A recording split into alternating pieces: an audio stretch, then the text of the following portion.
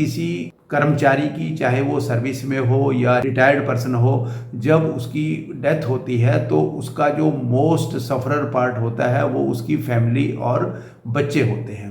तो आज इस वीडियो के माध्यम से हम जानेंगे कि किस स्थिति में पेंशनर की या कर्मचारी की डेथ के बाद एम्प्लॉयज़ को क्या बेनिफिट मिलते हैं और वो बेनिफिट परिवार के किस किस मेंबर को मिलते हैं।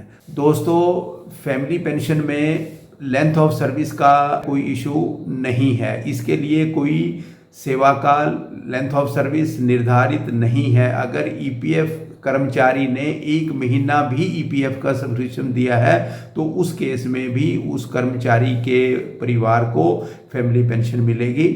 तो इसमें लेंथ ऑफ सर्विस का कोई जो इशू है वो नहीं है।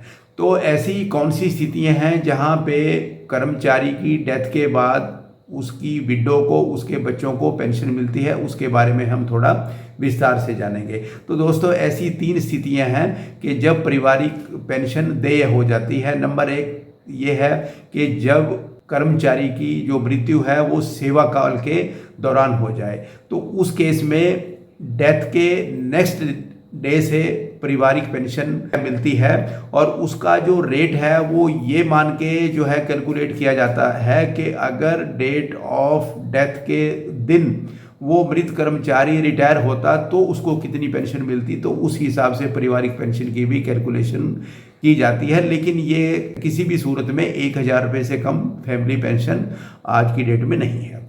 दूसरी स्थिति में दोस्तों कि अगर वो ईपीएफ से एग्जिट करने के बाद और अगर उसने 10 साल का जो सेवा काल है पेंशन के लिए वो पूरा किया है और 58 साल होने से पहले ही उसकी मृत्यु हो जाती है, तो इस केस में भी पेंशन की जो कैलकुलेशन है, पारिवारिक पेंशन की जो कैलकुलेशन है, उसी हिसाब से की जाएगी कि अगर वो डेट ऑफ डेथ के दिन रिटायर होता मृत कर्मचारी तो उसको कितनी पेंशन मिलती। फिर मैं वही रिपीट करूँगा कि पारिवारिक पेंशन जो है वो कम से कम 1000 रुपये से कम नहीं होगी।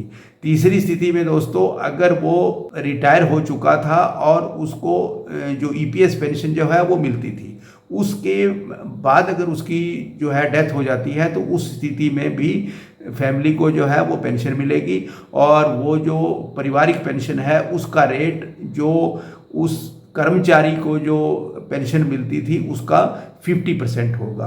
लेकिन in all condition that will not be less than 1000 rupees per month to the family. पारिवारिक पेंशन दोस्तों, जो मृत कर्मचारी की जो विडो है उसको डेट ऑफ डेथ तक या डेट ऑफ रीमैरिज तक मिलती रहेगी। यानी कि फैमिली पेंशन 2 ही स्थितियों में बंद हो सकती है, या तो विडो की डेथ हो जाए या वो दोबारा शादी कर ले।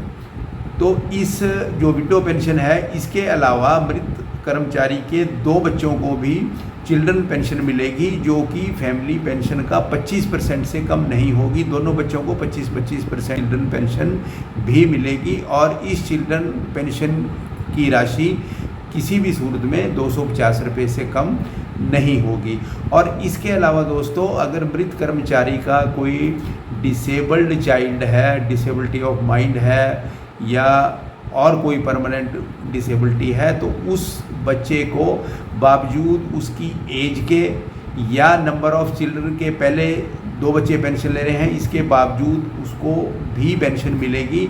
और जो नॉर्मल जो 2 बच्चों को जो पेंशन मिलती है वो पेंशन 25 वर्ष की आयु तक मिलेगी। 25 वर्ष की आयु के बाद वो पेंशन बंद हो जाएगी। लेकिन डिसेबल्ड चाइल्ड के केस में ये पेंशन 25 साल के बाद भी जारी रहेगी।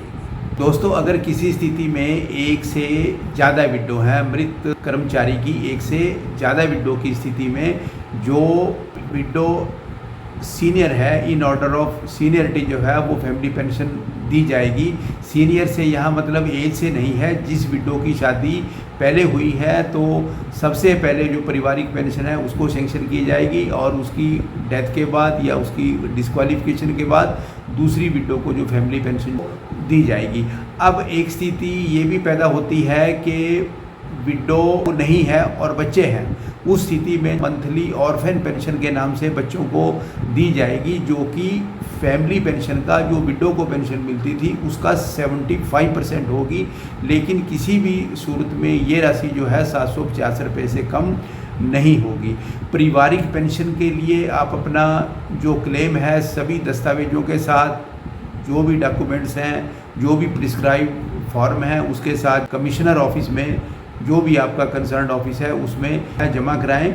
और ये जो क्लेम है प्रोविडेंट फंड कमिश्नर के द्वारा, कमिश्नर ऑफिस के द्वारा 20 दिन के अंदर सेटल कर दिए जाते हैं, प्रोवाइडेड आपने सभी डॉक्यूमेंट्स जो है वो ठीक प्रकार से भरे हों और जो आपके इनक्लोजर्स हैं, डेथ सर्टिफिकेट है या और अन्य कोई सर्टिफिकेट हैं वो भली प्रकार से आपने लगाए हों, तो आपका जो क्लेम है 20 दिन के अंदर संबंधित जो कमिश्नर ऑफिस है उसके द्वारा सेटल कर दिया जाता है। अब जानते हैं कि पारिवारिक पेंशन के लिए जो पेंशन के हकदार हैं फैमिली मेंबर, वो किस स्थिति में कौन कौन से फैमिली मेंबर पेंशन पाने के हकदार हैं।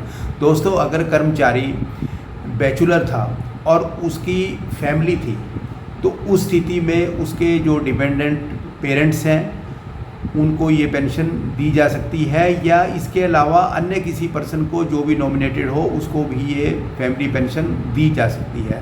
दूसरी स्थिति में अगर कर्मचारी बैचलर था, उसने शादी नहीं की थी और उसकी फैमिली भी नहीं थी, तो ये जो पारिवारिक पेंशन है ये किसी भी पर्सन को जो भी नॉमिनेटेड है या और कोई जो वारिस है उसको दी जा सकती है। तीसरी स्थिति में दोस्तों, अगर मेल कर्मचारी है, वो मैरिड भी है और उसकी फैमिली भी है, उस स्थिति में दोस्तों उसकी वाइफ को, उसके बच्चों को और या जो लीगली एडॉप्टेड चिल्ड्रन हैं during service before death of the employee, उनको भी ये पारिवारिक पेंशन दी जा सकती है। और अगर वो ईपीएफ कर्मचारी महिला कर्मचारी है तो उस स्थिति में दोस्तों उसके हस्बैंड को, उसके बच्चों को और उसके अलावा जो लीगली एडॉप्टेड चाइल्ड हैं ड्यूरिंग सर्विस बिफोर डेथ, उनको भी ये पारिवारिक पेंशन का जो भुगतान है ये किया जा सकता है।